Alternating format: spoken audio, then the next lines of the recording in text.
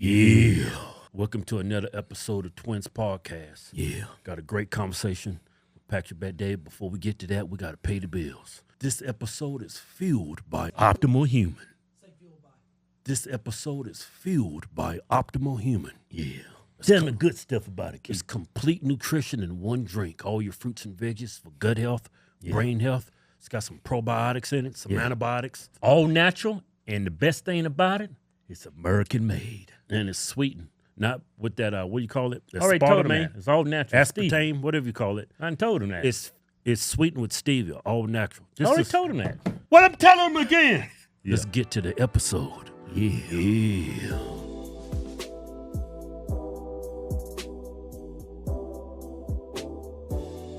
Yeah. Welcome to another episode of the Twins Podcast. We got a great guest, only the best guest here. Yeah, we only bring the best. Only the best. Only the best. Patrick Bet David. Oh, man. My man. How you guys doing? You're doing good. How about you? I'm doing good. It's good. Yeah. Hey, when I hear your name, does it have a meaning behind it? Yeah, so it's Patrick the Bet David? house of David. So if it was Ben, it's the son of David. But in Assyrian, Beta, house of David. Bet David. Oh, I mean, that's deep. I don't know what the fuck you talking about. The house of David. yeah. The house of David. Biblical. See, we're horrible Christians. I think all of us Well, are. We're all yeah. trying. There's no such thing as a perfect Christian. yeah. If you meet them, they walk on water. I haven't met them yet. Right. Yeah. And it hasn't happened yet. The event hasn't happened yet. Or Yeah. else did I miss it? Did the guy show up yet or not I don't yet? think so. He hasn't shown up. We've We're been waiting on him. We've been waiting for a Because couple things are thousand really years. fucked up. You notice that, right? Could happen He's supposed to today. be coming back. It could happen today the way America's right now. Yeah, I don't know what he's waiting on. He's waiting for the perfect time because they say God works in mysterious ways. Yeah. Well, we want to talk a lot about your life. You've had an amazing life. Yeah. I mean, you're the epitome of the American dream. Yeah. Well, me and Keith was going over your bio. I was like, hell, man, this guy's life is almost good as ours. You hang in there. You get there one day. It's amazing how far you've came. Yeah. Let's start when you fled Iran. I want to say Iran for some reason. What's the correct pronunciation I on think it? Iran is the way to say it. That's what You're I was right. telling you. I thought it was Iran. No, that's the nigger way of saying it. It's actually Iran. Iran. How do you say it? Iran. See? As Koja hasti, as Iran hastam. Iran. So Persians would say Iran. Iran. Iran. Y'all's But language- Americans say Iran. You Yeah. know, it's where are you from? I'm from Iran. You know, but That's like with white people with their Arabs. Yeah, That's they right. don't say it right. So I've been mispronouncing that my whole life. Is Iran. It's Iran. Iran. You said it right. Iran. I can roll my R's. Keith can't do that. Yeah. Again, bro. It's on. Okay. Iran. You didn't roll it. Iran. Iran. That sounds masculine as shit.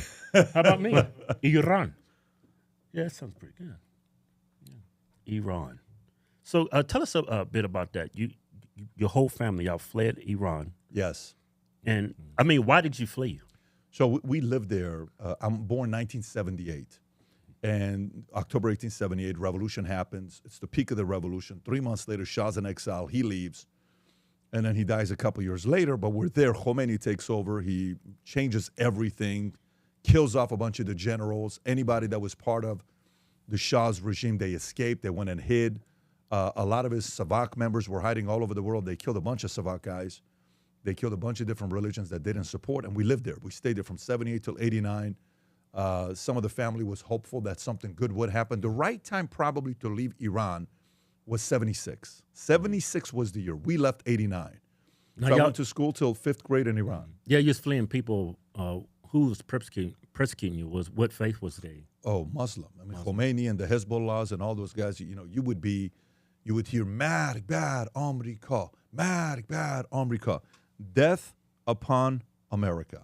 I thought Muslims was the religion of peace. Man, what are you talking about? That's what I hear. Yeah. It's funny because, you know, we had Bassem Youssef on a podcast, and he's defending Palestine because his wife's family is from Palestine. Mm-hmm. Now, he escaped Egypt because they didn't like what he was saying, and then they kicked him out because he was the most viewed guy on television, 40 million viewers a week. Wow. And then we had him on the podcast a couple of weeks ago, and him and Adam went at it. Adam's obviously a Jew who has been to Israel God knows how many times, and Bassem Youssef is from Egypt. His wife's from Palestine, so he's defending that argument.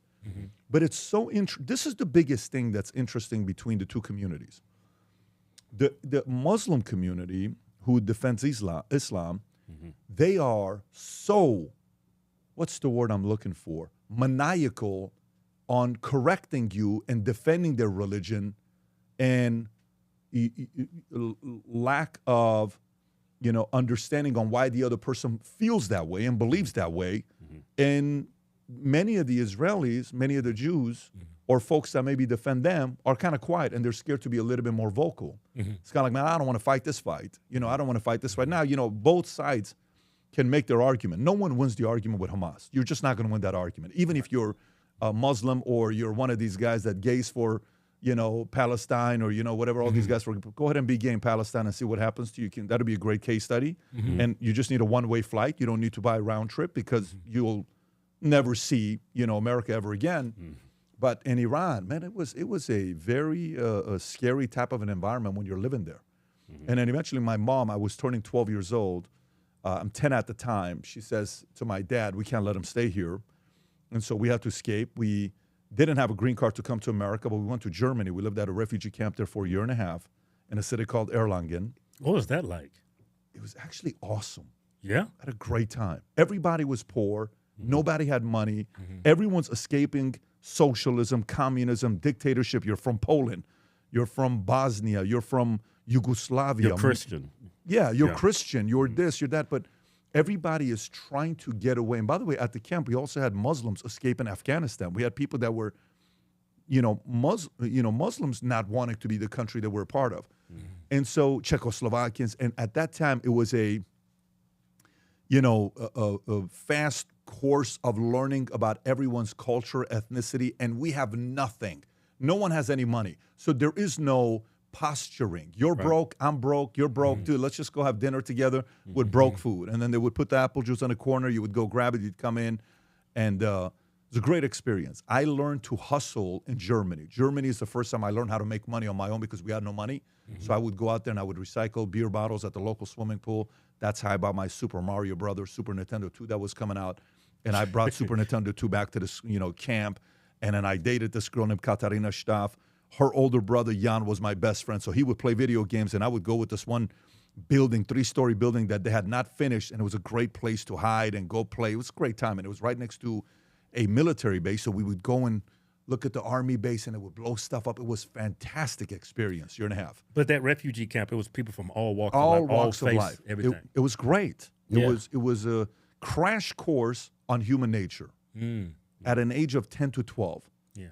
That's why a lot of people get things wrong. They think they take a religion, they just take on the bad, and they don't look at the good. Like a lot of people say Muslims are, radical, but you had a lot of good experience with Muslims when you was at that refugee camp.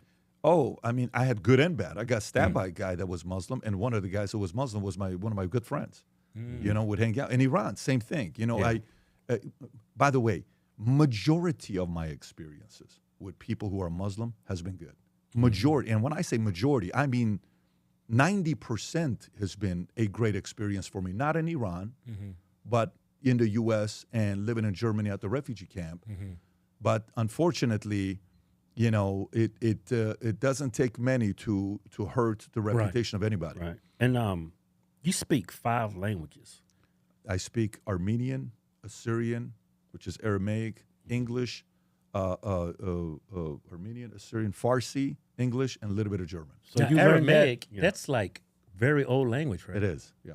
So very difficult to speak, right? Like Passion of the Christ. Yeah. We understood. I didn't need translation or captions. We knew exactly what he was saying. How did you learn 5 languages? My dad is Assyrian, so that's how I learned Assyrian. Yeah. My mom's Armenian, so that's how I learned Armenian. I was born in Iran, so 10 years I speak Farsi. My sister's married to a Persian Baha'i Siamak. Yeah. And U.S., been here. Germany, I lived in Germany for a year and a half. And then in high school, I took German as well. Dude, I still don't know English. My parents didn't know English neither. That's why I don't know shit. So, well, we grew up in the South and very poor, and education wasn't something black people aspired to. They couldn't, really.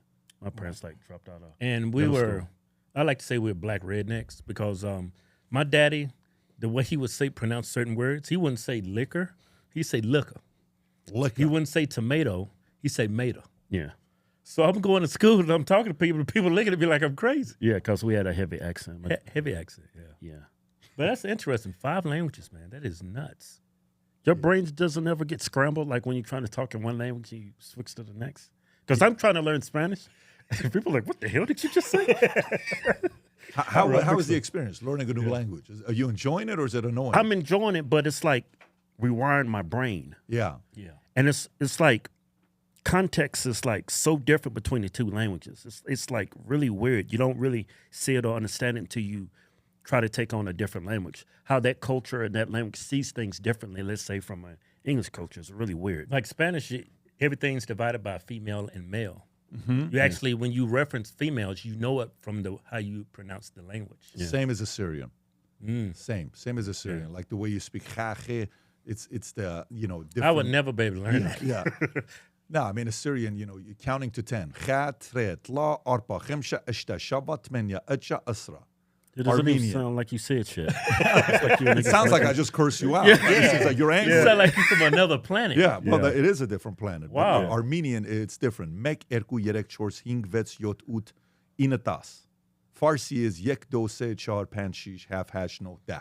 It's different, right? But it's the Syrian community is a very small community. There's not that many of them out there. Armenian slightly bigger, and then obviously Farsi is much bigger. Yeah, he can do it. We can do it too, man. He's motivating me. I'd love to see you guys speak Farsi, man, or Armenian. That would We'll be probably fit in real good. You know, when we go to the airport, man, we're always going through extra screening ever since we grow our beards out. Hey, you've been randomly selected. It's like, no, you think I'm with Hamas. I'm Arabic, and you think I'm a terrorist. Every time I go to the How airport. many people actually think you're Arab or Muslim? How many people think that? From when they look at us, they think we're... Yeah. I mean, there's a lot of people know who we are, obviously, but it's like, why is it we're always being randomly selected? It's just, it's racism. Listen, for 45 years, I tried to grow a beard like that. And Really? Yeah. From the Middle East, I don't have hair like that. Really? My dad can grow a beard like you guys got. That gene of hair didn't get passed down to me. Well, you know Steve Harvey, that was a... you heard about Steve Harvey's hair? Yeah. You can get a piece for your face. Yeah. Wow. It's not a bad idea. Go buy a beard. What a different look that would be if I'm with a beard. No, I think if you guys struggle going to the airport, that if I got a beard with the nose and the ears, you I'm in get trouble. stopped I every would be 5 like, stop seconds. anywhere. At a restaurant I go to, sir, you got to get out of here. Yeah. But That whole process of coming to the United States, that took how many years? I got here at 12. November 28, 1990 is when I got here. We lived in Germany a year and a half, and then we came here. So you did it the right way, obviously. Yes. What do you think about what's going on at the border right now? You have some context you can share because I don't really understand the ins and outs of coming or trying to migrate to this country legally. Well, I mean, so you got what, 8.5 million people so far. In the history of America, we've never hit 225 in a month. We just hit 225 in a month. We had first time in the history of America where more illegal immigrants came here than babies were born in a month.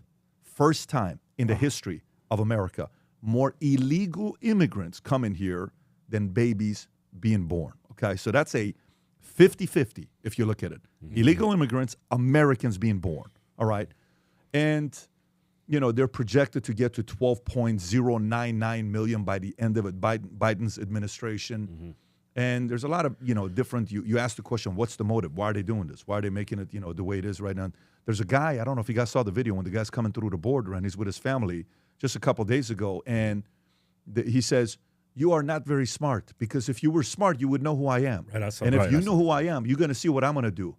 This guy's straight up threatening the guy that's recording him, saying, you're going to see what I'm going to do to you. What are you going to do, guy? Yeah. What are you going to do? And the sense of entitlement, you can say these things and still be allowed to come to the country. Oh my God! The fact that this is the part where yesterday I'm on the Bill Maher show. We're in LA, and I'm having a conversation. Weird day yesterday. We get to LA. We have a couple great meetings. I'm with Bill Maher, and then while we're with Bill Maher, I'm asking him questions. I said, "So tell me about what you think about Newsom. I think Newsom's a very good politician. I think he's going to win. He's a winner." I said, "He's a winner." Yeah. I said, "How do you base a winner?" I don't know. I like him. I think he's going to win. I said, "Well, I base a winner based on data," because he said Democrats are more data-driven than Republicans. They're more detail-driven than Republicans. I said, "Perfect. If you're claiming that Democrats are more data-driven, than Republicans. Let's talk about the data, okay? If we were to rank who is the worst individual in the history of California that hurt the state, there's a very easy argument to make that Newsom is in the top 5, period. He's smooth, he's formidable, very good talker, incredible deflector, can do spin zone like at the highest, maybe better than anybody in America today. I don't know any better spinner than him. I don't know. Biden should have hired him as his press secretary. But I think he is number 1 draft pick for the left to become a president. So then you got, on the other side, when I ask him, tell me about stats, it's like, I don't want to talk about this.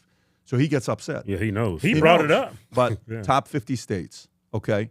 If you, I asked Bill, I said, Bill, why is your show so successful? How do you judge it? Is it because you're a good mouthpiece, or how do you judge it? Data, right? Because it's eyeballs. It's growing. You get millions of eyeballs. If you don't get, so what would happen right now if your show started getting 200 views on every video you did?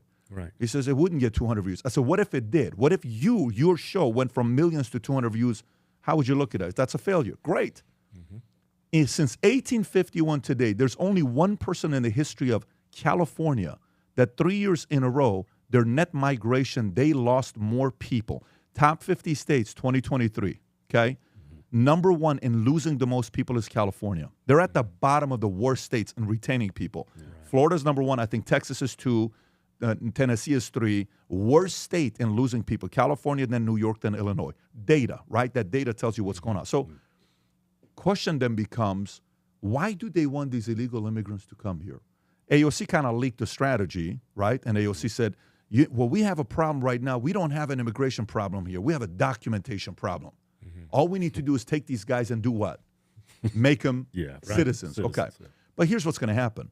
The damage has already been done. Okay. People have already entered your community. There's nothing we can do about that. They're inside here. Okay. And how many people does it take to do a 9/11? 75, 2,000, 2 million, 18 million, or one? One person is all it takes to do another 9/11, right? All you need is one. So they've already infiltrated. They've already come in. Now, if you look at Biden and you look at Obama, this one's going to be a little bit weird for Republicans to listen to. Biden is the greatest. He's the GOAT when it comes down to illegal immigration. There's never been a greater GOAT than him in illegal immigration. He's let more people in than anybody else. Now, Obama, on the other end, you know what he's the GOAT in? Yeah. In deportation, right? So how is it? President VP, the VP becomes president. This guy lets in the most immigrants, illegal immigrants. This guy deports the most illegal immigrants. Strategy change, right? But so what do you think is going to happen if a Trump gets elected? I think Trump is going to become the GOAT of deportation. ahead of Obama. And when they try to go and try to talk about all the fences and stuff like that, he's going to say, you guys are delusional. Your GOAT of deportation is Obama. The GOAT of illegal immigration is Biden.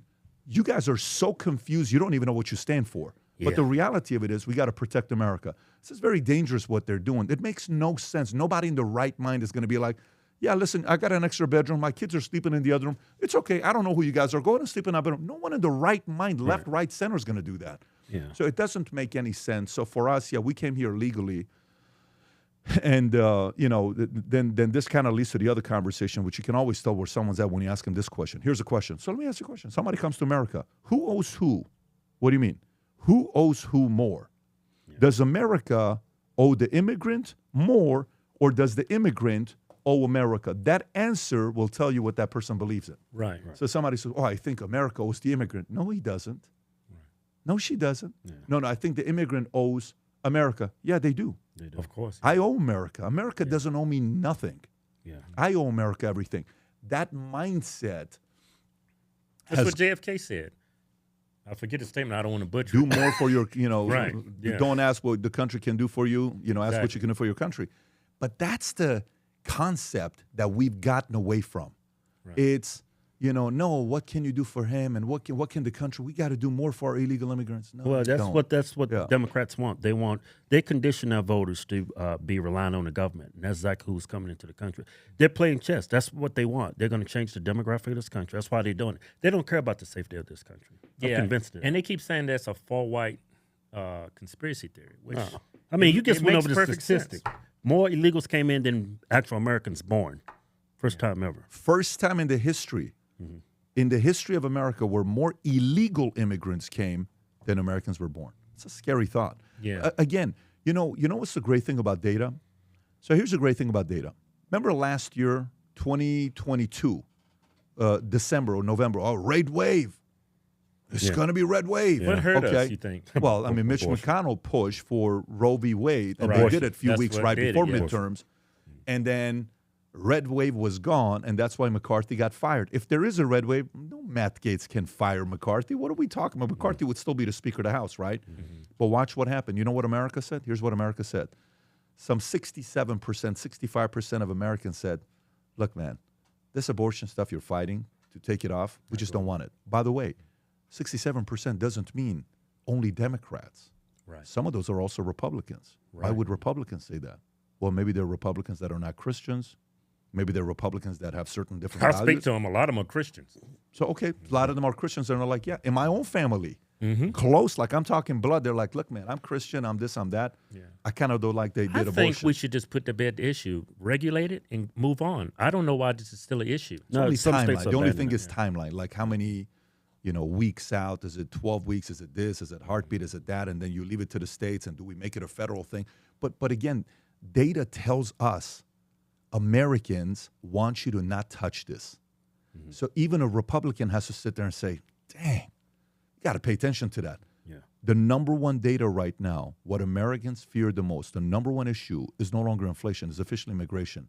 That's not a Republican concern. That's an American concern.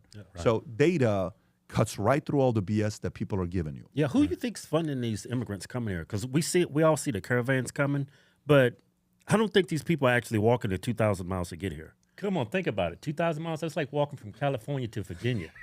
That's crazy. They're in shape. It's a lot of steps on their Fitbits. I don't believe that. I'm thinking they're on a bus and they're getting dropped off somewhere. So who do you think's doing it? I don't know.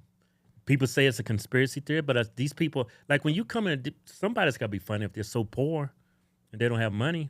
It's funny how I see all these immigrants coming. They got the country's flags on there, but they're wearing Adidas and Nike and Under Armour and stuff like. That really burns me up when I see people come here and they still worship the country they're fleeing. It's like if push comes to shove, something happened like World War III, who are they going to be indebted to? Are they going to be indebted to the United States or that country? You know what's the first thing that goes when a company gets bigger and they have many resources? Now they got $1 billion in the bank. You know what's the first thing that goes? When the founder goes away, they're no longer protective of the finances because they didn't build the money $2 billion. They're reckless. They're no longer going to get 3 options on what it's going to cost. For example, how much does it cost to put all these drapes in our 600 offices nationwide? Oh, it's going to be $9.2 million. Okay, great. Here's $9.2 million. No, they don't say, let's get 3 options and see what the alternatives are. $9.2 million, what's your material? Da-da-da. What are you guys going to charge? $7.9 million, what are you going to charge? $6.3 million. Okay, you just saved $2.9 million. When a company now has a lot of cash, the new executives are no longer extra paying attention to the money. They're a little bit more reckless, right? So standards drops. When the company gets bigger and now you got 5,000 employees, it's no longer I'm staying till 6:30 to work. When it's 5,000 employees, you're not going to know if I'm leaving at 3:45 because I'm no longer clocking in. You're not going to know if I'm coming at 8:45, not 7:30 like I used to. So the standards is the first thing that goes when something becomes big and powerful in a family. If all of a sudden kids are raised in a family where, the parents become millionaires and they have a lot of money. Let's just say you got $22 million in the bank and you made it. You sold the business, equity, whatever happened, right? It's like, yeah, you know what? Don't worry about it. Just sleep in it. Don't worry about it. Just do this. Don't worry about it. Just buy this. And it's like, yeah, can you buy this? Yeah, let's buy this. Yeah, let's buy this. Let's buy this. It's like, yeah, they don't value the concept of money. No, you got to earn it. That goes away. America, man, I mean, the shit show with America is they have lowered the standards and expectations of when somebody comes here. Tell me what company you go apply for a job, and then the company is sitting there begging you once you're there to, no, you're here. This company's been around. Make the company better. How can you bring value to it? We have lowered the standards in America so much that we're like, yeah, anybody can come here. No, go back to I think one of the things we need to do right off the bat if somebody becomes president is 1 year suspension on new immigrants, maybe 2 years. We don't want any applications. Close up the board, deport the people that came here illegally, all the criminals that did what they did, get out. 2 years, you're fired. Get out of here. Go find another country, not here. We love you, but go let your country take care of that problem. We already have plenty of problems here we're taking care of. Right. You go do your thing. And 2 years, we're on a hiring freeze. When I got out of the Army, I wanted to be a firefighter. Me too. You did? You look like a firefighter. Yeah, they won't let me. They won't let you. So I didn't make the cut. Was that really the reason or no? Yeah, I didn't make the cut. Okay, so I went to become a firefighter. Or that I was too handsome. I think because I was too handsome. You can't have a firefighter that's sexy. I'll put them white boys to shame. Yeah, the men are going to be worried about their wives. No, it was just I went to become a firefighter. The guy's like, this was in Granada Hills, Chatsworth and Balboa. He says, Devonshire, Balboa. He says, yeah, there's a freeze. How long's the freeze? 5 years. What do you mean there's a freeze? Yeah, there's a freeze of firefighters. What do you mean? We're not hiring any firefighters right now because there's a freeze.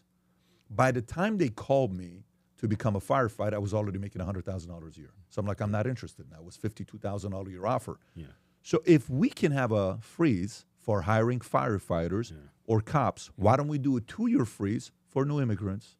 You can't. That's racist. Yeah. You need more voters for Democrats. No, I'm okay with. We're going to go on 2-year freeze, and the standards you coming in here bring something to the table. Yeah, so that's what it is. Bring something to the table. It's common sense, but it's not about common sense. It's about getting Democrat voters in there. Just show the lack of integrity of liberal politicians. All they want is a vote. They could care less about this. Yeah, they don't care about that. Yeah, we got a damn good episode going on. Hey, before we get to that, over 94% of y'all are watching, but you ain't subscribed. What kind of bullshit is that? Did you forget? We got a lot of damn good shows coming. Yeah. I mean, famous people. Yeah. I'm not having a bunch of plumbers and... Got some real people. Well, they real too, but no, they ain't famous. I got famous people coming on. Make sure you subscribe. Hit the bell for notifications so y'all get notified whenever we got a damn new show coming. Well, these people, they got brains. They know how to subscribe. And well, the white producers is telling us to say that shit.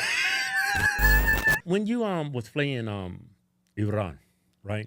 Why did y'all choose America? Why didn't y'all go to Canada or Europe or Africa? It's a good question. So obviously, Africa. Yeah, I mean, ain't nobody trying to go to Africa. Africa was at the top of our list, but then really? they changed their. No, I'm just kidding with you. My parents weren't thinking. Go get Africa. You a cup of cows and some water. You be good, huh?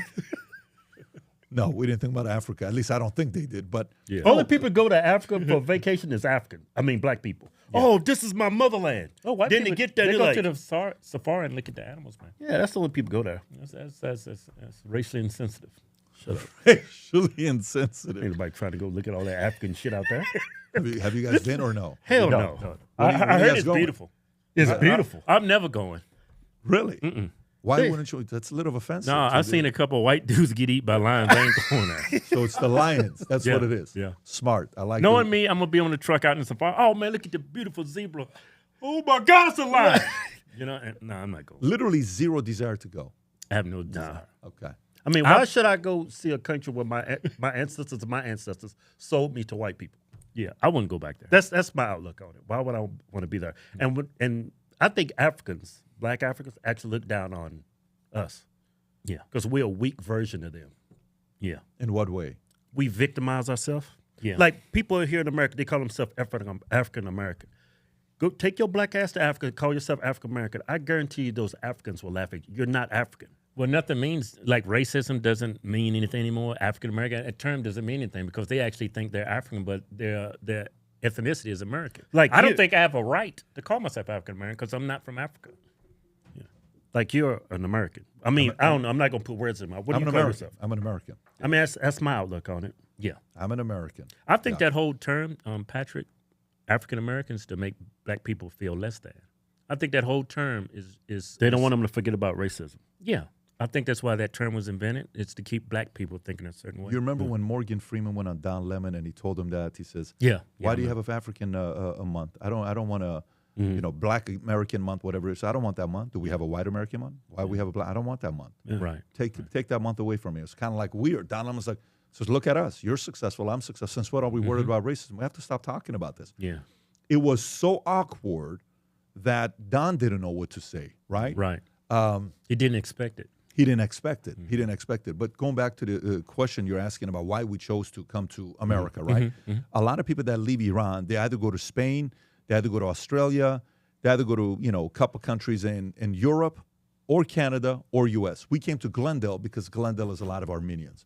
Oh, and we have a okay. lot of Armenian family in That's Glendale. California? That's California. Glendale, Yeah, because there's a Glendale in Arizona as well. Yeah, Glendale, okay. California. Yeah. That's why we came here. And then my dad went to Chicago. His sister lived in Chicago, and he moved from Chicago to L.A., so it was kind of an easy transition because it was first only me, my mom, and my sister living at the refugee camp. That's where my parents got a divorce. Then we came to Glendale, California, and I graduated from Glendale High School. Oh, okay. Yeah. What kind of job did you land when you first got here? I was 12 years old, so when I was 12, I didn't have a job. But at my first job, official job, like W-2 paycheck job, was Haagen-Dazs. I was an incredible, banana split guy. I was a rock star at Glendale Galleria. So you were a big buff Iranian dude. That's right. Up in there making Banana split.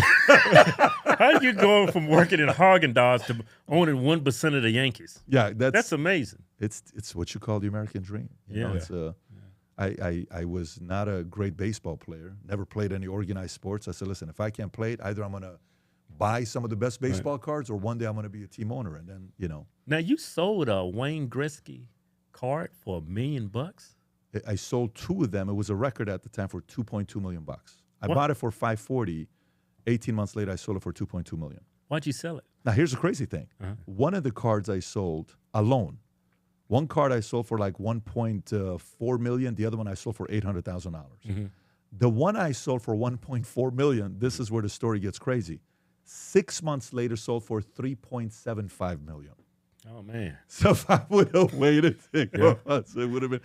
I was the market maker. So I sold it like, holy shit, because I got a call from Bruce McNall. I don't know if you know who Bruce McNall is. He owned the old Honus Wagner card with Wayne Gretzky, and he used to be a Kings owner.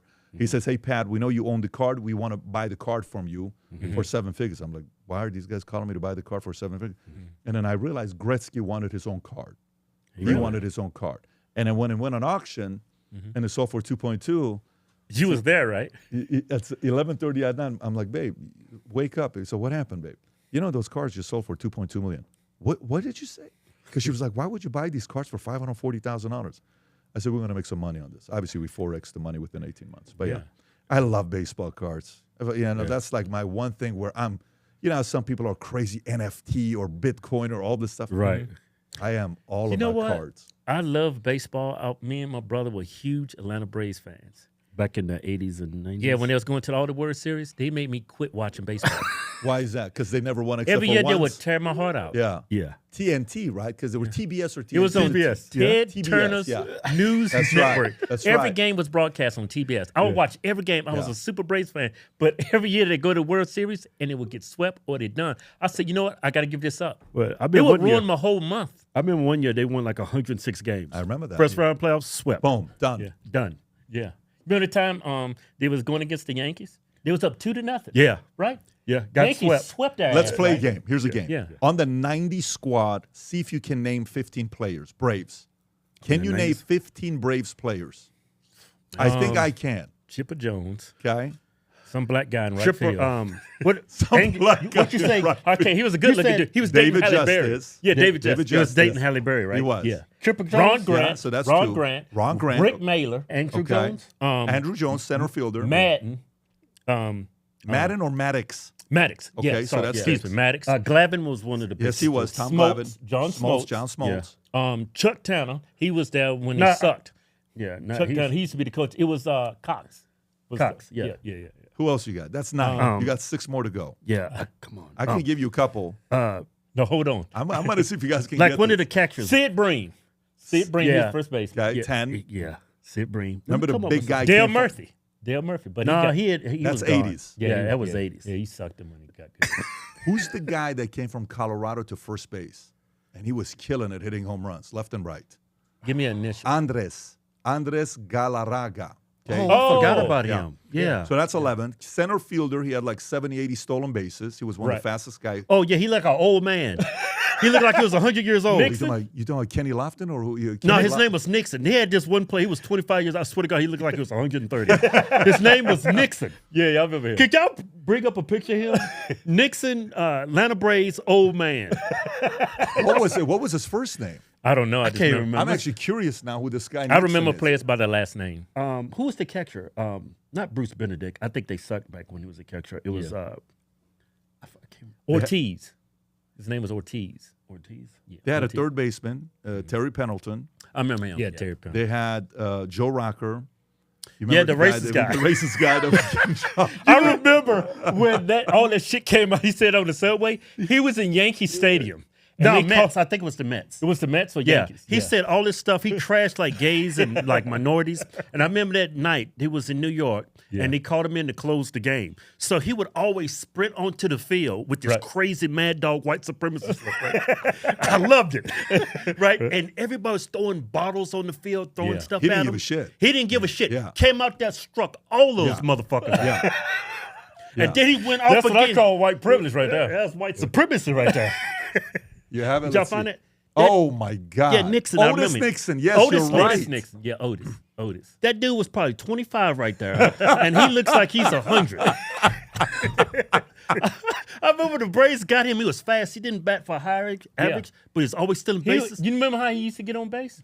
He used to bunt his way on base. Yeah, Then he it's would like- steal 2 bases. Yeah. See, you guys legit. You watch it. By the way, there was also Kevin Millwood, who was a pitcher. There was a couple other guys, but they Yeah, I had remember him, Smokes. yeah. Fred Smokes. McGriff was there as a first baseman for a couple years. Fred McGriff, yeah. if you remember him, Left-hand great batter. squad. Yeah, left-hand batter, nice swing. He would always hit like 25, 35 home runs.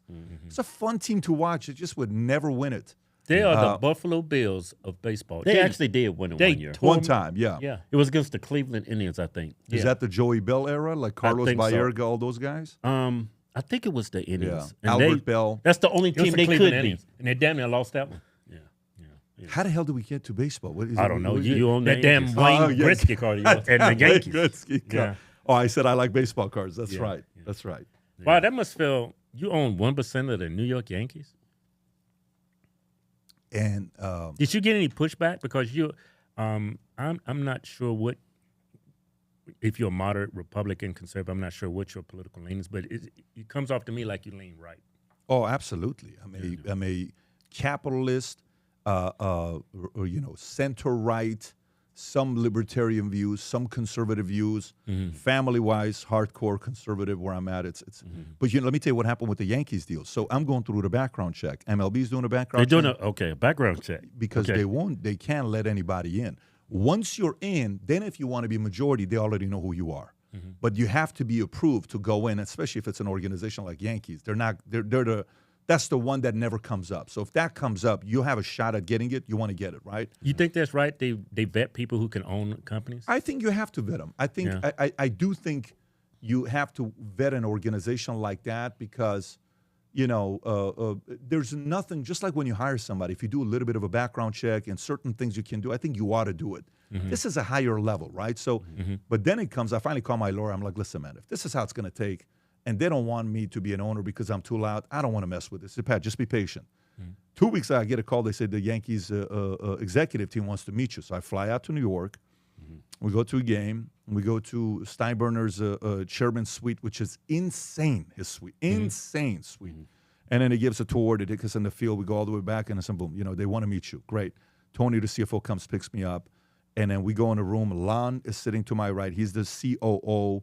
Then Randy Levine is sitting right in front of me. He's their president. Tony sits here, and then Steinbrenner shows up, Hal.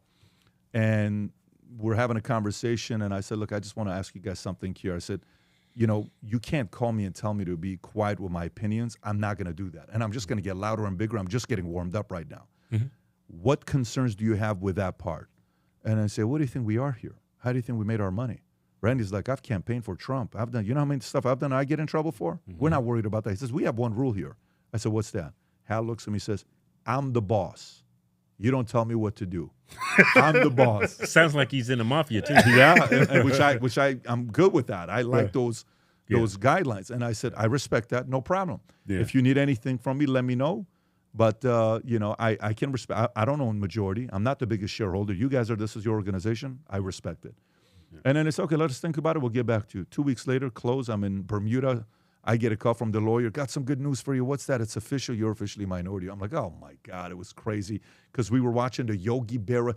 The only documentary my 10-year-old watched that he cried. It's the only documentary. And by the way, my kids, they're required to watch. So he's seen every episode of Last Dance, every episode of Man in the Arena, every episode of Captain Jeter, every episode of, the Ronaldos, anything, the Kobe Bryant, the Dream Team. Every one of these documentaries he's required to watch. The family's required to watch. The only documentary that made him cry is the Yogi Berra documentary. If you've never seen it, it's phenomenal. It's a phenomenal documentary. He's watching it. I go upstairs. I tell him that. It was a magical moment for the family. It was phenomenal. Wow. For me, it's the Will Smith movie, Pursuit of Happiness. Yeah. I cried like 10 times in that movie. Pursuit of Happiness. Will You ever Smith? met him? You ever met the guy? Chris No. Gardner. No. Yeah, Chris Gardner. So in 2008, when the movie came out, at the company I was a part of, World Financial Transamerica, they brought him to speak, and I brought him up. And there's a picture of him and I have in 2008. Chris Gardner, great story. He's the guy that you'll typically see him at the airport in flip-flops and $10,000 suit. Really? And by the way, looks money. Yeah. He makes it look good. Now, if I wore a suit and flip-flops, bro, I can't make that. I got Jesus feet. It's going to be Oh, man, you being problematic. too hard on yourself. No. He can pull it off. And he's just like smooth. He bought Michael Jordan's black Ferrari. I don't know if you know this. He bought Michael Jordan's black Ferrari in Chicago because he's a Chicago guy. And, great story. Yeah. And he's in a movie at the end. When he's walking and Chris comes by him. It's a great movie. Yeah, we need more documentaries, like especially for black people, because they think everybody's out to get them. And Yeah. just, I mean, speaking of black people, you interviewed Kobe Bryant Yes. before he died. Yes. What was that like? You know what his 4-year anniversary is? Today's what? Today's Thursday or Wednesday? Today's Thursday. Tomorrow's his 4-year anniversary and when he died. wow. Tomorrow. You know what? When I found out about that news, we had a comedy show, We was about to go on stage. and I'm on Instagram, scrolling through Instagram, trying to calm down before the show. I got all kinds of butterflies. Then I see Oh, my that he died, and gosh. then I see his helicopter. I was like, it was people hard for me to go on posting stage. videos of the helicopter going down. I was like, is this some kind of sick joke? Yeah. Totally like blew my mind. It was like put me in such a horrible mood. But Yeah, right before I went on stage, I Yeah. found out Yeah. about that. No, it was I remember we were at Seasons 52, and Jen's like, babe, check your phone, CNN, look at the report. I'm like, nah, babe, there's another one of those things that, when the driver from, what's the Fast and the Furious, Walker died. No, it's a fake story. And I'm like, Yeah. maybe they're pulling the stunt like that. Then ESPN, then Fox, then CBS, and you're like, oh my God, and then my phone blew up. Did you hear the news? Yeah. Dylan starts getting emotional. He's like, my friend died, because him and Dylan, when Kobe came to the event, we're in the back. There's this great picture and video of him and I sitting around this big round boardroom table. I'm talking about like, go 6 more of these, right, in this room. And we're in the corner. I'm sitting here. He's over here signing the balls and the memorabilia that we're going to give away. And he starts talking to me. He says, so you get nervous before? Because the interview was in front of 6,200 people. We had him and George Bush at the same event. It was written about, criticized everywhere, but he was good with it. And he says, so you get nervous before you do this? I said, no, I'm good. I said, do you? He says, Pat, I played. I said, of course. I said, yeah, we're good. And he starts talking to my wife, and he starts talking to Dylan. He spoke to Dylan for like 15 minutes. Like, what? He just talked to the kids. Then his white lady came up, probably in her early, she looked really good, but probably late 60s, early 70s. And they hugged each other as if it was his grandma. And they talked for 15, 20 minutes. You just felt not the Mamba mentality, the different hat on. I'm just Kobe. I'm not Mamba. You just saw how gentle he was. You saw a complete different side. Fun, gentle, easygoing, loose. And it was going to be exciting to see what its second phase of his life was going to be like. But the world stopped the day Kobe died. The entire world. There's never been an athlete who died and got killed where the world stopped like him. Roberto Clemente with the plane crash, I mean, obviously I wasn't around, but when you read about what it was like, the world stopped. Yeah. But with Kobe, China, Europe, South America, us, everywhere, everyone was blown away. Yeah. Did you hear about the aftermath? there was some pictures of their bodies they're trying to distribute their Well, it was the fireman that showed up. yeah, and they took pictures or something like that. Yeah. I think his wife actually took them to court because she did. they're trying to make it, Absolutely. and she won the lawsuit. I was Yes, like, she why did. would you do Yeah, that? she did. Yeah.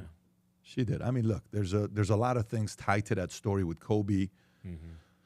Stories about, hey, he was just about to sue something with a pharmaceutical company. He wasn't too happy. There's so many. The pilot was Armenian, by the way, and they're going through the fog. Why'd you take off? Why'd you land that quick? There's so many different stories. Yeah, it was really dangerous to take that. Really flight that dangerous day. to take that flight that day. So they actually just flew right into the side of a mountain, Yeah. right? And that's Yeah. how they lost control. Yeah. But like he like as okay, I'm black. He's black. He never been the type of black guy that's like I never saw that like victimized himself or victimized the black community. Like I was the biggest LeBron James fan. You were or you were? I were. Really? I'm not anymore. Like when they defeated the Warriors, when they came back, they was down 3-1. They came back. There's a picture still on my Instagram. And I was so happy, right? And then the things because before all that went down, I remember seeing a press conference of LeBron. He was saying some really good things, like all lives matter, and it made perfect sense. And then he did an about face, and it's like everything that coming out of his mouth now is. There's some type of agenda, and a majority of it, I would say, is false. Like there's an actual interview of him sitting down, holding a book of Malcolm X, and he misrepresented everything that Malcolm X stood for. You know, nothing that comes out of his mouth is genuine or sincere. Yeah, like Kobe, he was genuine. He was sincere. He wasn't victimizing himself or anybody. He was just a competitor. Yeah, He knew life was about a meritocracy. Nothing's given to you. And that's what I liked about him. and he knew like several languages like you. He spoke Italian. French, Spanish, Exactly. Italian. Very smart. Very. But, you know, like you look at the league today. Last night, Stephen A. Smith, we're having a conversation. We're at Maestro's, and Stephen A. is my kind of a guy. I just like talking to him, and politically, he's independent. So you can talk to him. He likes. I don't believe that. By the way, you want to know on this podcast who his first two guests were on his podcast? Yeah. His first guest was Sean Hannity. His second guest was Chris Cuomo. You know who his favorite person is that he learns from? Who? You ready for this? Hannity? Mark Levin. Really? Well, Mark Levin. Mark a Levin got me to die-hard- switch. He is a die-hard Mark Levin fan. Would you have ever guessed it? No Would way in you- hell. nobody would have guessed it, right? So I think you know, Stephen A. is a staunch capitalist, but obviously he's a Democrat. He's not, you know, he's an independent, but he's going to vote more left than he's going to vote for Trump. You know what he said 2 days ago? I don't want to run for office with Howard Stern, but he said, but I want to debate President Trump because I think I would do this. And I'm like, hey. Trump would kill him. By the way, I asked him, I said, Stephen A. He says, man, I didn't think this was going to be that big. I thought I was just kind of joking with Howard Stern. He said, I don't want to debate Trump. I just said it. I'm like, I'm just saying it. But Yeah, be careful what you ask for. yeah, but you know what I asked him yesterday? I said, so let me ask you a question. Do you love today's NBA product versus the NBA product of the past? Do you love how Adam Silver manages the players and the league today or the way David Stern did it? Right. And this was the conversation about how David Stern managed the league and the players, where he put them in their place versus the way they manage it today. Yeah. It's purely standards. LeBron today, you know, the way he lives his life is meritocracy. Right. He's a Right. billionaire. But not only earned that, he earned. Yeah. But like LeBron, I don't know if anything was handed to LeBron. LeBron, are you kidding me? This guy's played 20 years in the NBA. You know, he's got 39,000 points. I don't know what number he's at. He's about to cross 40. He'll be the first to play with him and his son in the same league for that to be taking place. Good father. The rules they have with his wife. You know, his wife doesn't take pictures with any man, okay? She just doesn't. You So know- fans come up. There is none of that. They have these weird things that they follow. Go ahead. You were Right. trying to say something. Yeah. I find that most black Americans they raise their families, they are Republicans. But for some odd reason, when it's time to vote, they always vote Democrat. It's like you're raising your family the right way, a conservative. I would say at the very least you're a moderate or a Republican, but I don't understand why they run to the ballot box and vote for a Democrat. Well, because I don't know if you know the science behind it. Do you know the science behind it or no? There's a scientific answer for that. According to this legendary motivational speaker, He said, if you don't vote for him, you ain't black. This name is Joseph Biden. I don't know if you've heard of it. Scientific. So it's Yeah, I heard he's a great philosopher. Yeah, he's heavy. It's like the modern day Aristotle, Plato, one of those guys. Right. Yeah. Have you guys heard about this guy or no? He's a legend, right? How did you say that with a straight face? Can you imagine he says that to Charlemagne the God, and then Charlemagne comes back and says, And it's no pushback. yeah, but now he's saying, well, Joe Biden's always been a terrible candidate and all this other stuff. But going back to LeBron, here's the point. The way LeBron lives his life, what if he expected others to live his life that way? Yeah. What if you expected, take care of your body, be healthy, if you had the similar disciplines, maybe you would also win, right? Instead, he's playing the victim guy. Kobe and Michael were from the same era. Yeah. Kobe and Michael were like, when there was something that happened with black rights or somebody got killed, you know what Jordan would do? He would give $5 million to this police foundation of Illinois, and he would give $5 million to NAACP. Mm-hmm. And everybody would be like, I can't criticize him. Okay. Right. But he wouldn't do just NAACP or just this. He says, listen, give them 5, leave me alone. Let me live my life. Mm-hmm. Yeah. I support you. 5-5. I love cops, and fine, I'm black. I'll give money to you as well. You know what? Back in the day, the NAACP, they had a meaning and purpose. I thought. Nowadays, I don't even. It's to keep racism going. Yeah. I mean, it's not a huge issue. But I want to change gears. Sure. BlackRock, the World Right. Economic Forum. Yeah. We're pretty ignorant to all this stuff. You're the guru. Yeah. When it comes to finances, Yeah. investing. I mean, just crash course. Yeah, yeah. I mean, what do you think about BlackRock? Especially like, Bitcoin. It's the ETF came out. Yeah. That's Well, really big. They saying BlackRock is an evil company that's trying to oppress the world. You own nothing, but you'll be happy. Yeah. Yeah. So, when you look at these guys, like, for example, Disney, we're having this conversation about Disney with, Bob Iger, is it his fault? Is it Chapek's fault? He just got a raise to $36 million. They just raised his salary. Yeah, I And saw they that. doubled his salary. Right. And by the way, when they doubled Joey his Diamond, salary? right? Joey Diamond? Bob Iger. Oh, okay. Diamond, he got a 4% raise. Yeah, he's $36 million. He's $36 million. Yeah, I I saw think that Bob yesterday. Iger, they doubled his salary. We can find out what his salary was if you guys want to pull it up, what Bob Iger's salary raise that he just got. But they doubled his salary, right? They doubled his salary after Disney fired 7,000 employees. Think about that. Yeah. They doubled his salary after Disney did fired 7,000 employees, and they had 5 back-to-back flops of movies. Right. Okay. Woke movies. Terrible woke movies, right? Under his watch. By the way, so Disney, 10 years ago, they're worth $160 billion. 10 years later, they're a $170 billion company. They're pretty much worth the same as they were 10 years ago. They're not growing. With They're all not this growing. inflation, too. Yeah. Disney grew during COVID because when COVID hit was the best thing that happened for Disney because Disney came up with Disney Plus. Everybody's home watching. When you think about it, imagine you fire 7,000 people. Dude, you guys crushed it. Here's a double your salary type of raise. And 5 bad movies back to back, but let's give you a raise anyways. Do you call that white privilege? Yeah, you called that. It sure sounds like it. But by the way, you asked the question about BlackRock. Do you know the number one institutional money owner, shareholder of Disney? It's Vanguard. I think they own, it's like 12%, give or take. And I think number 2 is BlackRock. They own 8%. You can correct me on this as public info. Third place is State Street, and they own 3.9%. Okay, so these guys own stocks in Disney. Now, there's 2 guys that own a lot of stock in Disney who are conservatives, and they've been fighting to get on the board, and they've been not getting the spot to get on the board. One of them is the founder or the chairman of Trion Company. It's another one of these institutions. Trine. It's some name like that. They are number 6 of institutional money. I think they got around $3 billion into Disney. And then there's another guy that's there as well, that these 2, the other guy's worth $4.5 billion. They're trying to go in and say, listen, guys, this is not working out. We can't be doing this. We want to get a spot in the company, and we want to get in, right? They don't want to give them the board because the last thing they want is, everybody kind of, exposing what's going on with Disney.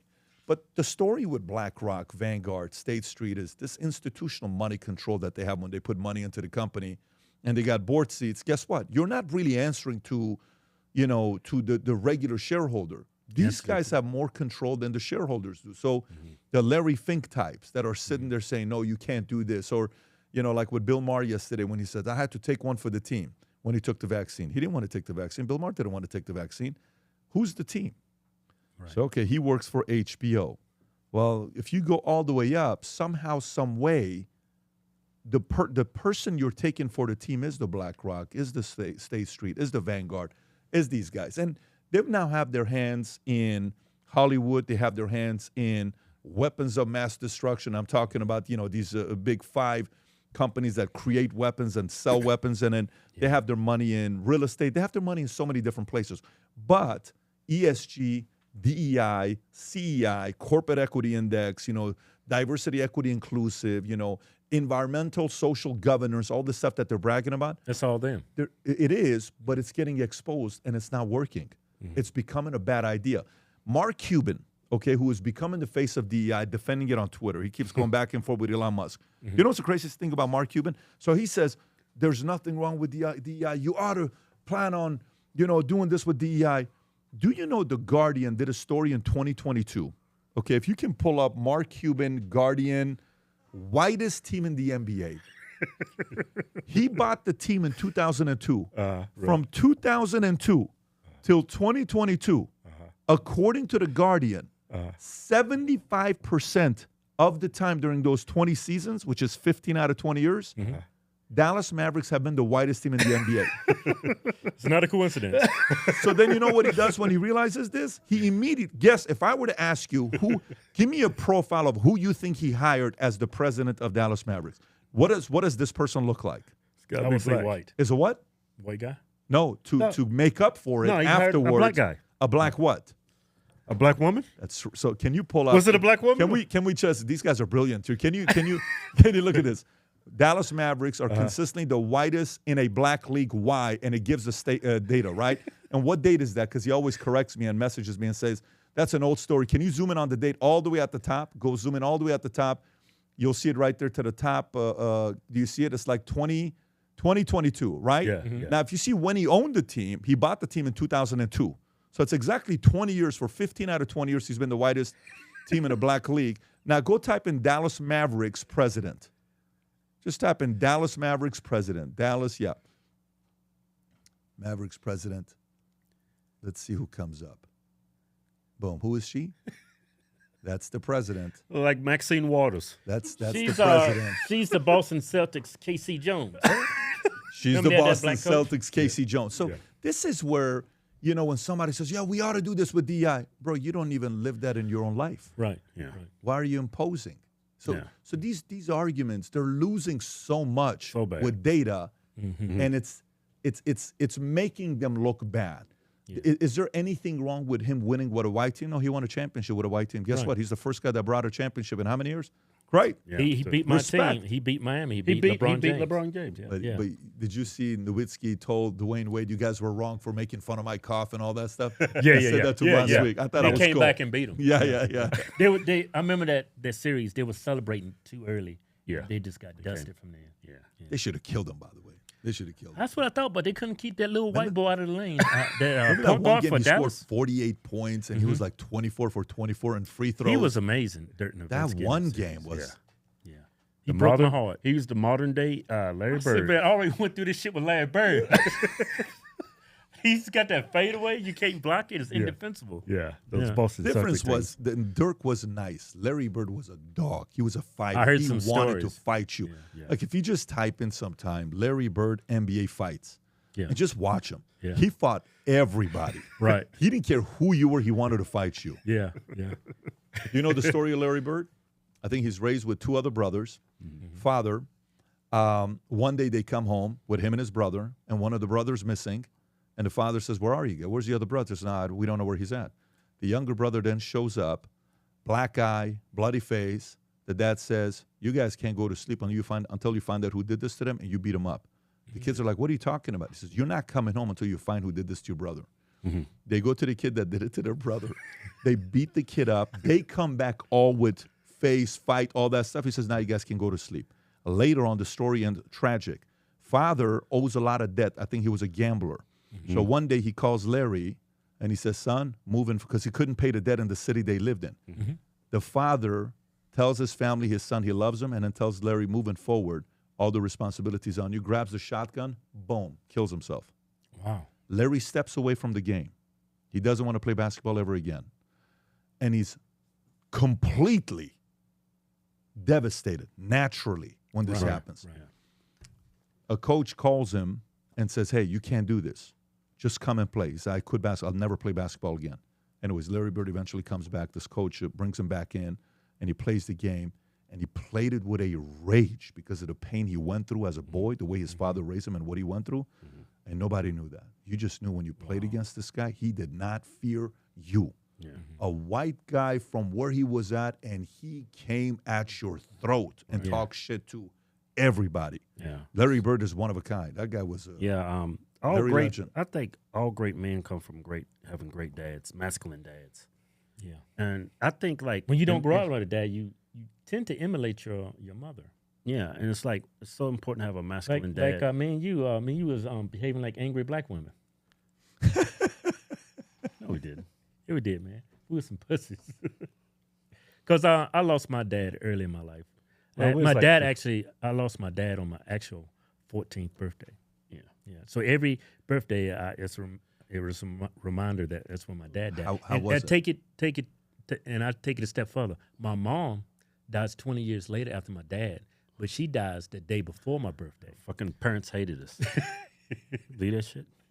Are you kidding me? No, I'm not kidding. It's true, man. And how did Dad die? My dad He caught a disease that his work was work related. didn't get $1. Didn't get $1. But at the point when he died, it was like a blessing. It was like I'm glad Because he this was shit's over. suffering for days. For just You like watch him go glad downhill. You like glad that he's not suffering anymore, but then you miss him. Yeah. So it was hard. Like back to like I'm sure you had a masculine dad. I can tell by just looking at just yeah. right. But Yeah. today's like the men in this country, it's like they're being emasculated. They're being feminized. I don't think we can win any war. If push come to shove, say we got in a war with China or Russia, that's like the people we're gonna be sending over there. It's not the same men and women that back in World War II. I mean, the whole country, as far as when you look at a man in our society and how the nuclear family is just not there anymore. It's like everything is totally changed. Just a bunch of weak men. Yeah. How do you think we change that? If Yeah. it can be changed. It's one thing. To me, my opinion, it's one thing. It's hero-making machine. So what does hero-making machine mean? When you whatever you recognize, your kids will pursue. Whatever you recognize, people will pursue. Whatever you highlight and recognize and put on the pedestal, okay, I want to grow up to be like this guy, right? Forbes magazine, that was known as the capitalist tool, where the son of the original founder takes that company, becomes a billionaire, puts one of the craziest parties together on his 70th birthday party. I think 700 people showed up to his 70th birthday party. He gave everybody a Rolex for their birthday, for his birthday. Thank you for coming to my birthday. Here's a Rolex. What? He was best friends with Elizabeth Taylor. He owned those eggs, the Russian eggs. There's a name for it. I don't know what the names of those famous Russian eggs are. $300 million. He owned more Russian eggs than the Russian government had those eggs, and then eventually he sold it. This guy would probably go around talk about capitalist tool. Here's my helicopter on the back of it. Capitalist tool. I use the helicopter to grow my businesses. His private jet all the way in the back would say capitalist tool. If you type in capitalist tool, Malcolm Forbes, Fabergé eggs. He owned the most Fabergé eggs. If you type in Fabergé eggs, Forbes, you'll see he owned the most Fabergé egg. But in everything, his yacht on the back, capitalist tool. I'm using this tool to grow my business. Now, we can't recognize capitalists as heroes. Elon Musk is evil. Yeah. Yeah, every one of these capitalists are evil, right? So he's an evil guy. Why is he evil? He's just evil, right? Look how rich he is. He must have hurt a lot of people to be rich. You can't be worth $300 billion Right. and not help other people become rich. It's the only way you're going to be rich. Yeah, that's how capitalism works. Yeah, go ahead and work like the guy does 7 days a week, sleeping at the office, does what it does. So in America, the other day we're doing a podcast. I said, how many states recognize the top 25 students every year on a website, and the governor gets up and recognizes the number one 7th grader, 8th grader, 9th, 10th, 11th, 12th, recognize the greats and what they're doing. And we announce them on a press conference. Hey, great to be here with everybody. I want to recognize the top 25 students on what they did. And today we're going to recognize the number one student for 7th grade, 8th grade, 9th grade. Let me start off with this. 7th grade. It's from such and such county. It's from the great high school of this. We're so proud of her. Here's what I'm hearing from her.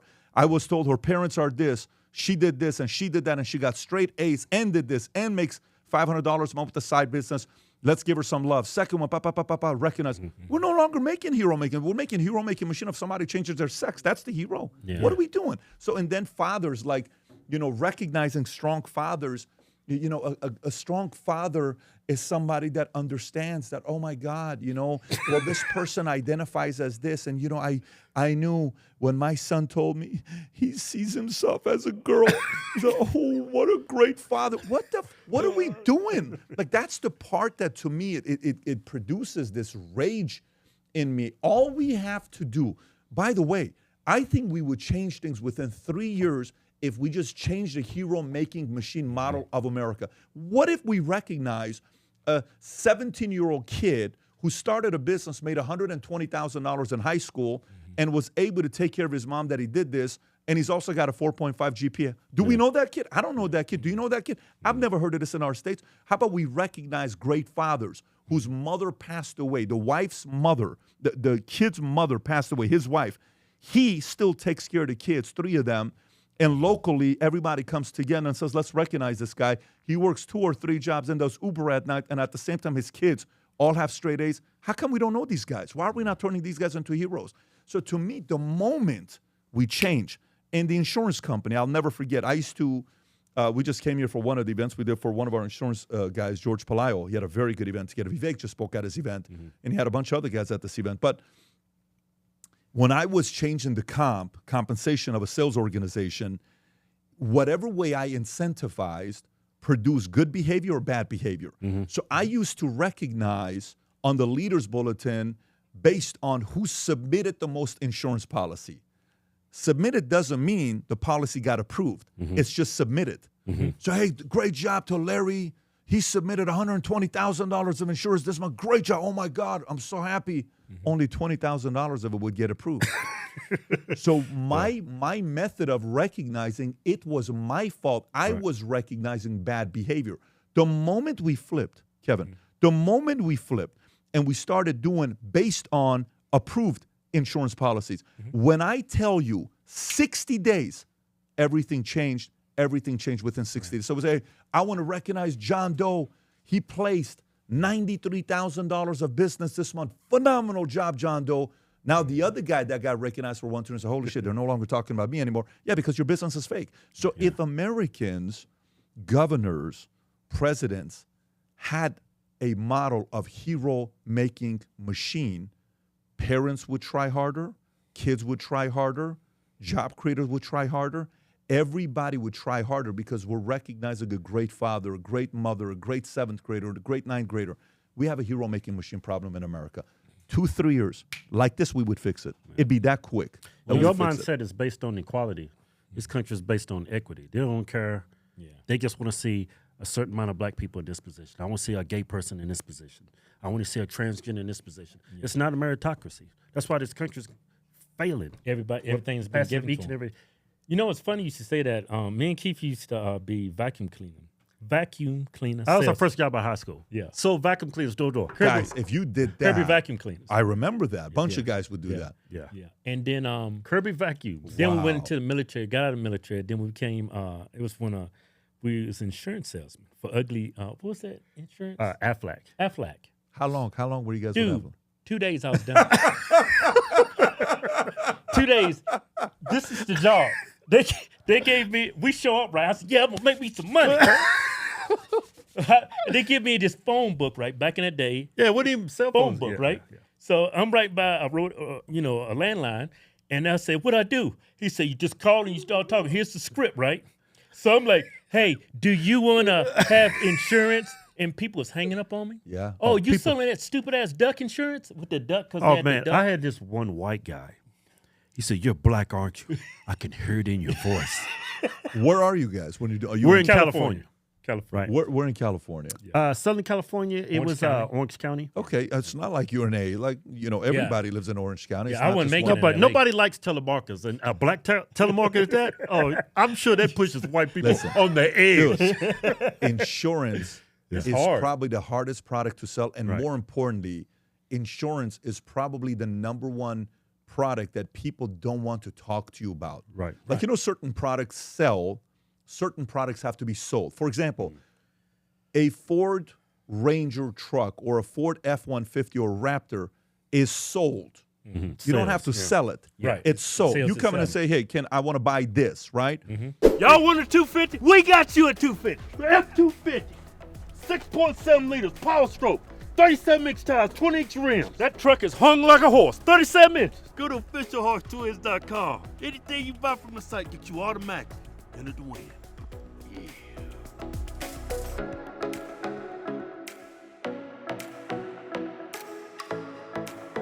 No purchase necessary. Board where prohibited. See official rules for details. Beats. You listen to it, which it's people Sales coming and is doing. sell. But insurance, if insurance salespeople stop selling tomorrow, no American would buy insurance. Right. And Do you understand what I'm saying? Yeah, totally. So someone has to come and ask the question and say the following: Keith, can I talk to your wife? I'm concerned about you and your kids. What happens if, God forbid, Keith is driving recklessly? He's selling me. And he passes away. Where can I sign up? She gets emotional, and you're like, you're really asking that question in front of my wife? That's what the job is. Yeah. Right. And then you're like, how much you care about your family? Don't ask me a stupid question like that. And then your wife looks at you. Yeah, how much do you love us, baby? Yeah, your wife would turn on your heartbeat. So I had to quit because I was taking it home, being cursed out all day. Yeah. I couldn't handle it. Yeah. I couldn't. it's hard, guys. It's very Listen, hard. I'm not going to tell you it's easy. It's very, very hard. But you had a company. Yeah, you I sold the forget the company. name of it. PHP? PHP, yeah. You sold that company, right? I did, yes. For how much? It's shy of $300 million. Jesus. And I owned 83% of it, yeah. Yeah. Look at him. Look at him. Oh, yeah. look By at the him. way, He's rubbing it in. Yeah, he's actually blushing right now. No, listen, I will tell you. I've made millions, and then I made tens, but I had never made hundreds. And it's a very different experience. So you guys have made money. I mean, you guys, I'm not going to say the number, what you told me last time on how much merch you guys sell. But for you to be able to give away all the trucks that you give, you make a lot of money. You're not going to give away the stuff that you guys are making very good money for yourself. I do all right. Yeah, you do all right. I think it's more than you do all right. You guys do. I'm just getting by. Yeah, I'm hanging in there. Yeah. Life's tough. Though. That's the thing about when you're working, you're building something, it's like, oh my gosh, like, is this thing? And then all of a sudden one day it hits, you're like, this is real, right? This is exciting.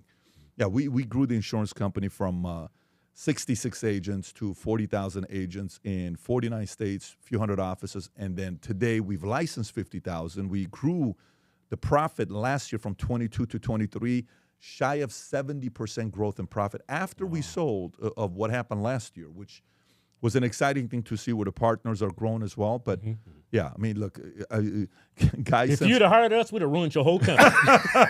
You would have done the merge. You would have killed it because That shit would have went out of business. suck at selling merge. know- Guy sends me a message today on Monect. I don't know if you guys are familiar with Monect or not, the app. So this guy sends me a message on Monect, and he says, hey, Patrick, is there any way I can be successful as an insurance agent working 9 to 5 because I have a kid and my wife makes 3 times as much money as I make? Can I be a successful insurance agent selling life insurance working 9 to 5? I said, who the hell is home from 9 to 5? The decision makers are home after 6. So if you're going to sell gatekeeper. insurance, That's exactly. what we learned in this. You got to get past the gatekeeper. I said, These damn gatekeepers, man. Can't get past Yeah, it. it's hard. Yeah, it's so hard. so insurance is you sell from 6 to midnight. That's when you sell. That's when we sold a lot of vacuum cleaners. When everybody are got home home. from work. Yeah. But and then imagine doing that for a couple decades that you're selling and building an insurance company, and then finally somebody comes and saying, "Hey, we kind of want to buy your insurance company." Great, and then that happens. So it was a great feeling when it happened. Was it tough selling it? No, it wasn't. it wasn't. And I'll tell He you- gave the speaks. Where's your wife at? Let me talk to her. but let me tell you why it wasn't tough selling it. Here's what was tough selling it. So one day, We're sitting with our board. I'll never forget this. If the people who were at this meeting, you know who you are. We're having our pre-board meeting dinner at Ocean Air Dallas. And Ocean Air is a good restaurant. They have good food, have very good food. So we're there talking, and one of these guys said, but I said, listen, I want to go talk to the big investment bankers in New York, and I want to see what the company's valuation is. And this guy says, no one's going to talk to you. Your EBIT is only a couple million a year. Who the hell is going to talk to you? I said, what kind of a guy are you being here on a board? You're one of our board members, and you don't even believe in the company. So we got into it during dinner.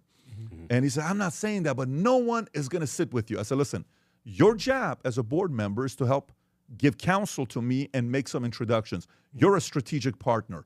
Put me in front of 6 brokers, investment bankers that specialize in insurance. I want to talk to them. Let's go to New York. One of the guys, Greg, says, Pat, give me a week. Let me get it done. He books me with 6 investment bankers in New York.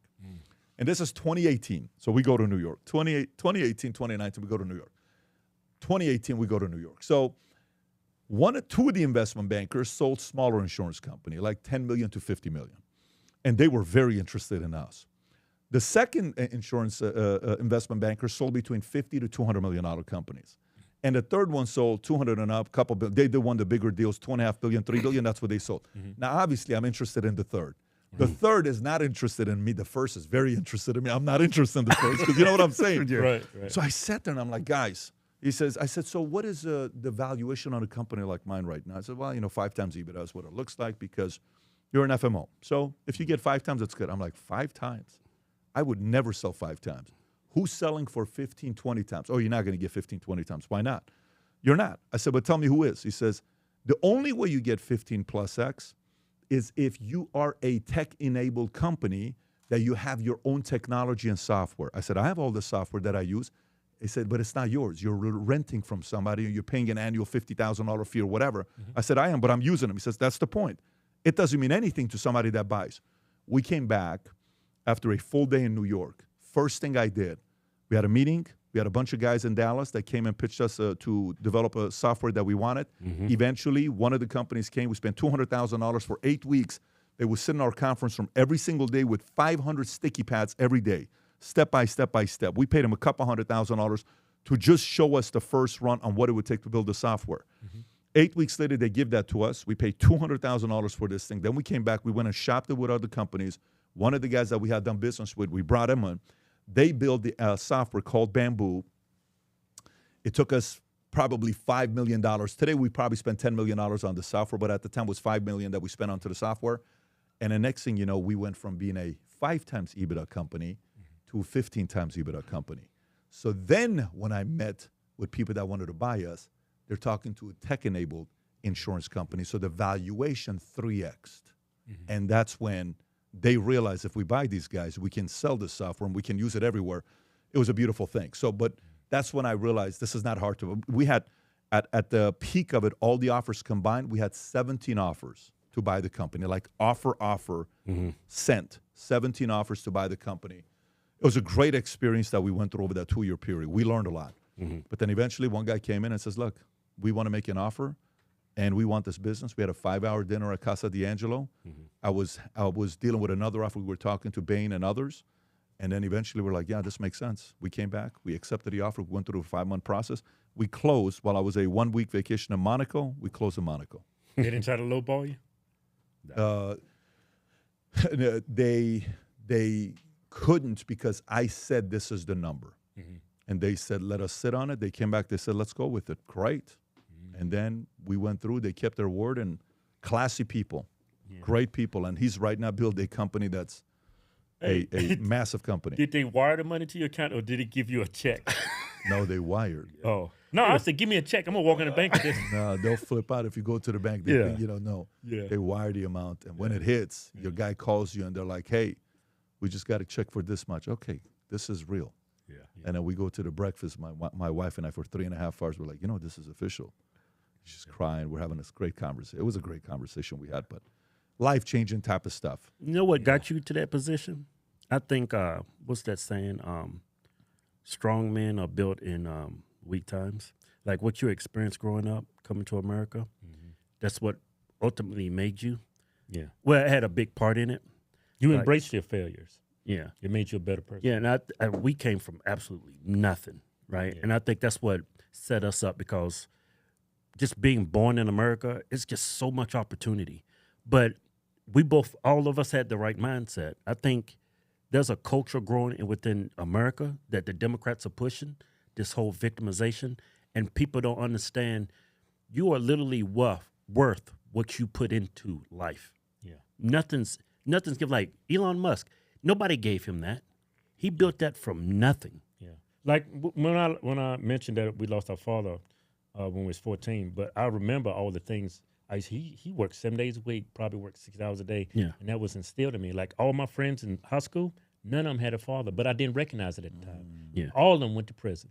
All of them still in prison, the majority of them. Yeah. If they get out, they go right back, maybe a couple months later. Only a few of them really made it out. You But still keep in contact with them? Or I don't talk to them niggas. I didn't hang with them fools when I was in high school. Me and Keith were like always each other's Who were best you friends. guys in high school, by the way? Were you guys the cool guys? We Because I know you was told me last time that lonely. you We weren't. was shy loners. Yeah, you told me that last All time. we needed was What did you each guys other. look? Is there pictures of you in high school or no? Is the pictures public or no? No. We have a public picture of me and Keith when I was on the basketball team, but it was junior high. Yeah. I mean, me and Keith You was. guys are good-looking guys. I mean, you were Well, good-looking I guys got in out of high school. school a though. virgin. No, you didn't. Yeah. Dude, I was just sitting home busting nuts on myself. What's wrong with you, man? All I needed was the picture of the girl. I didn't need her. You know what? Me and Keith. Oh, man, you're hot. Hey, shut up. Hey, me and Keith was teased a lot. I thought I was ugly. They called me gay. They call us Milli Vanilli because of the eyes. Yeah. And Milli Vanilli was I hot can back see then. that. I can see that I was very happening. quiet. Yeah. Didn't kiss a girl until I got out of high school. Yeah. Yeah. But I wish I had a time machine. What I know now, oh my God, all those women in trouble. Yeah. But I'd yeah, have but it's banged very shy. I'd have banged a couple of my teachers. Don't you say the most inappropriate things, man? Hey, I want to ask, 2024 predictions on the election? Who you think's winning? Okay, so the question is what is the likelihood of Biden being a candidate? Okay, so that right there changes everything, because you know how in sports everything is about matchups, and they'll say this team matches up well. These guys don't match up well. Like, let's just say one team is a dominant center, Yeah. and you don't have a center to defend me, and I'm going to score 40 points. Yeah. Let's just say Shaq, and they didn't have a strong center to defend me. You're screwed. It's all about matchups. So it's all Yeah. about matchups, right? So, you know, if Kobe is going against the guy that, you know, they have a defender to kind of keep him a little less, then you have a good matchup, right? So the matchup, Trump against Biden, Trump's favored. Mm-hmm. That matchup, Trump is favored going against Biden. Democrats know it. We've never had a president win with a lower than 39, 37%. It's just never happened, okay? Right. No one's ever won being at that number, and Biden's there today. Democrats are worried whether this guy's going to win or not, and even Obama the other day is talking about the fact that he's worried on what's going to happen here. So there's a lot of talks of Michelle. Right now, if you go to, can you go to Vegas 2024 presidential odds? This has changed dramatically in the last 2-3 months. Well, people are making bets on it. They're making bets on it, but this is a very interesting number to be thinking about, because this thing never lies. If you go 2024 presidential Vegas odds, it'll show you number one right now, 1-to-1. 1-to-1, I think it's Trump. So if you bet 10 grand, you're going to win $10,000 if he wins, right? Mm-hmm. Can you go click on it actually to see? If you can go to it. Is this the one? I think there's another one. Can you zoom in a little bit so we can see what the odds are? So 108 to 108. Let me see if I have another one here, because first place. They got big Mike up perfect. If you look at this one here, is this Vegas odds? I think there's another one, guys. Let me try to do this. This is very Vegas presidential 2024. Why are you looking it up? I find it so his Trump's comeback story is so miraculous, because has anybody been voted out of office and then later come back and defeat the person who voted him out? Has that ever happened? I don't know if that's happened, but we've had guys that leave and come back and won. That's happened before. So here we go. So Vegas odds, number one is Trump. Mm-hmm. Number two is Biden. But look who's number three today. 11-1. 11-1 is Michelle Obama. By the way, she was 40-1. And she wasn't even in the list. Now you have her third, 11-1. Yeah. What? And then fourth is Nikki Haley, and look who's fifth. Newsom. You don't bet against Vegas. So you got Newsom and you got RFK, then Kamala Harris 40-1. But Michelle just boom came up. Hillary Clinton was on this list. She fell off like a few months ago. So meaning Hillary's out. Now you can never count her out, but Democrats don't want Hillary to run because they don't think she's formidable. But if Michelle goes in and Kamala and Michelle and Newsom go in, you're talking about that is an insane. That's a dream team for the That's Democrats. a dream team for the Democrats. Okay, and the Republicans can act as hard as they want. And you're going against Michelle, which means Obama's going to campaign. You're going against Newsom, which means everybody on that side he's going to get Hollywood, Fallon, Kimmel. You're going to get everybody. Women love Gavin. That's right, they do. So then Democrats have to sit there and be like, well, how do we now present this to everybody? So my speculation on this is the way they would sell it is Joe Biden's wife would come out and say, you know how amazing of a grandfather he is. Last night, Joe and I, we've been doing a lot of thinking and reflecting lately. Joe feels he's at the last phase of his life, and he wants to spend more time with his grandkids. And I totally support him. We've been talking. It's been a very hard decision. You know what for I us would to say? make. No shit, lady. Yeah, but watch. But you know what America's going to say? America's going to say, what a freaking noble guy. Yeah. What a noble guy for him to do this, right? So that's the position. Democrats are good at playing chess. That's They right. really are. So now the tough one's going to be Kamala. You can't replace Kamala with a white guy. So Newsom can be president, and Michelle is a VP. If Michelle's a VP, Kamala sits down. They're okay because it's black the way they do it. Exactly. Newsom comes in young, and he's been a flag carrier saying all these good things about Biden. So they're going to be like, well, he was always supported, but who knew that Biden was going to step down and spend time with his grandkids? Now Newsom is in. So if Newsom's 1, Michelle is 2, vice versa, they go against Trump. Who's Trump going to take as a VP? So some are saying Nikki Haley because Nikki Haley's got the Wall Street money, but MAGA doesn't like Nikki Haley at all. Nope. Republicans are not fans of Nikki Haley, who are Trump Republicans. They're not fans of her. I told Vivek yesterday if he doesn't pick you, I'll be very disappointed in him. They may, but you have to ask if he picks Vivek, what's Vivek going to be doing? Is Vivek stronger working as an AG? Is Vivek stronger having a different job? Because Vivek's not a vice president. Here's what I mean. He's not a vice president. He's a worker. He wants to get stuff done. Vivek's not a guy that wants to just have a title saying, I went and looked at the place. It's great. We have it under control. That's not his personality. Vice president. Yeah. So, but if you give Vivek a real heavy-duty job, he'll get the shit done. Like some real job, which I think he would like that to do that part. So you have to think about matchups. So do they go Tulsi? Do they go Stefanik? Do they go? I mean, the lineup is a big lineup of who you can choose from. But for me, I wouldn't choose VP too early yet because I want to know what their move is going to be. Yeah. I'm gonna hold off a little bit to have better matchups. You don't want to throw off matchups, and you can't play like, oh, Tim Scott would be a great VP. Tim Scott is not a. He was the most boring guy I ever saw. Every time they would go to him on the debates, everybody in the audience was yawning and falling asleep. I'm sure he's a sweet man, comes across as a nice guy. Yeah. I'm sure he's a very smart guy with what he's done, but you're it's almost like you got to be talent. If that's the matchup, it's the ultimate talent. Yeah. Who the hell is going to go against Michelle and Newsom? So Newsom and Trump, that's okay. That works. I think Trump has a slight edge over Newsom. But whoever the next one is against Michelle, they have to be very intentional and very strategic with this. Again, that's my opinion. Blacks would flock to the polls to vote to have Michelle Obama. I fully agree with you. And then if Michelle's the VP, guess what happens? Michelle can go hide and stay with her husband and have a family because she doesn't want to be in the White House anymore. They have a great life. Yeah. Phenomenal life. Maybe the best life any president's had after they've been a president. Think about it because Don't tell black people that. when Kennedy was the youngest president or one of the youngest president at the time, he died. He got killed. Yeah. Obama, after he's done being a president, they've had an incredible 8-year life doing whatever they're doing, Hollywood, celebrity, partying with everybody. So Who do you think Trump can choose, though? If the Democrats make that move. Yeah, I don't know. I'm a data guy. So I'm a guy that wants to create a data score based on 10, 20 different markers and run it down. I want a data where I want followership, influence, political expertise, women. I want to do all. How about you? I'm not born here. Really? No. I mean, I know you, but Obama wasn't born here. What? Yeah, he was.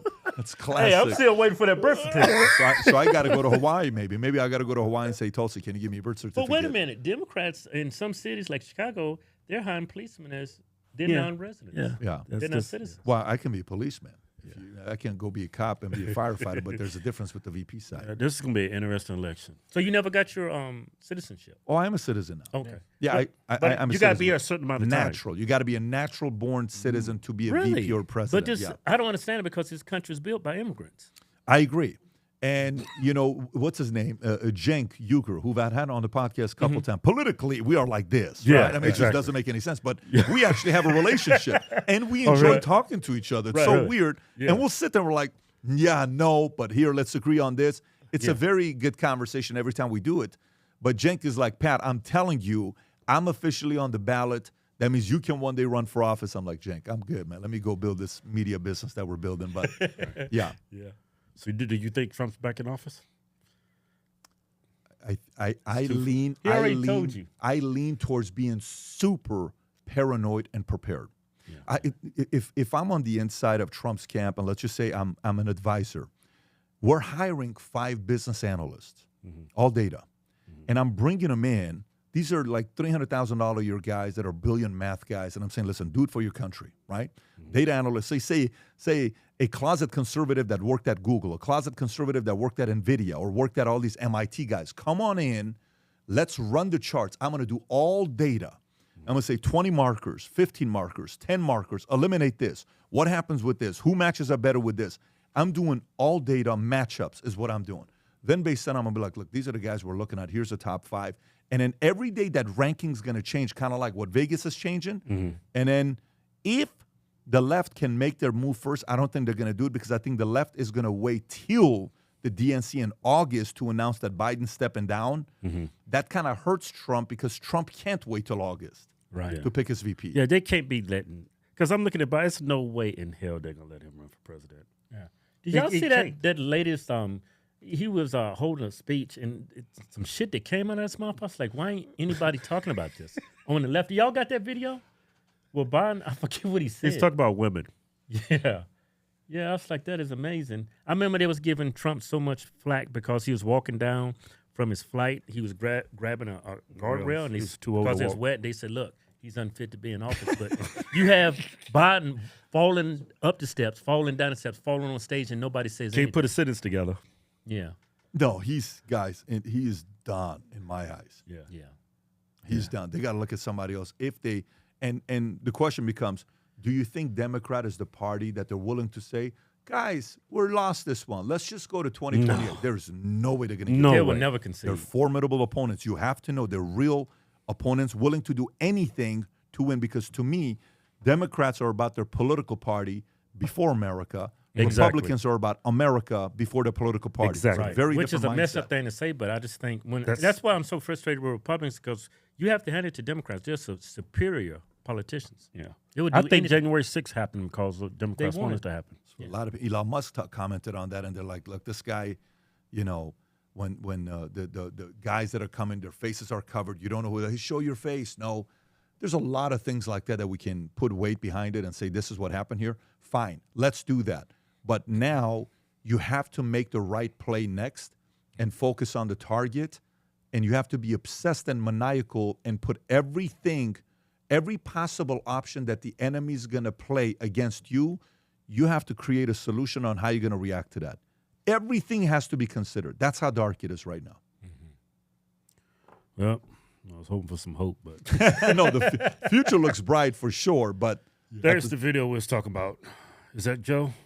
That you won't get distracted, and I'm betting come November we will vote in record numbers. And when we do that, All women. we'll teach Donald Trump a valuable lesson. Don't mess with the women in America. that is just embarrassing. That is crazy.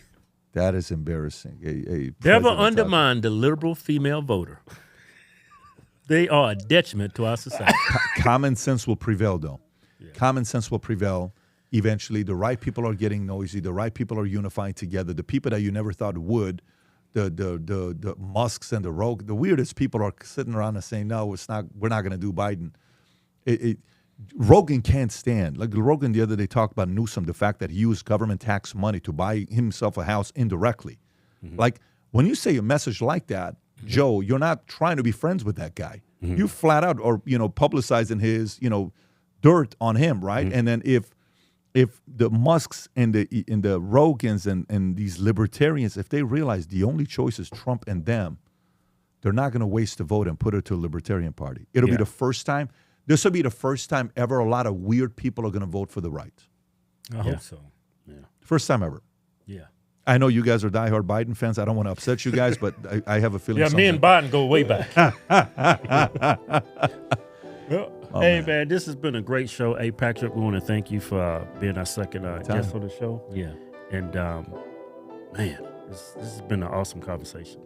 Appreciate Inspiring conversation. You've made me a better man today. Yeah. It actually has. I'm going to go out and try to sell me some life insurance. There you go. We're recruiting. I'm going to sell me 2 policies and then I'm going to give it up. Thanks, Patrick. Anytime, guys. Thank you.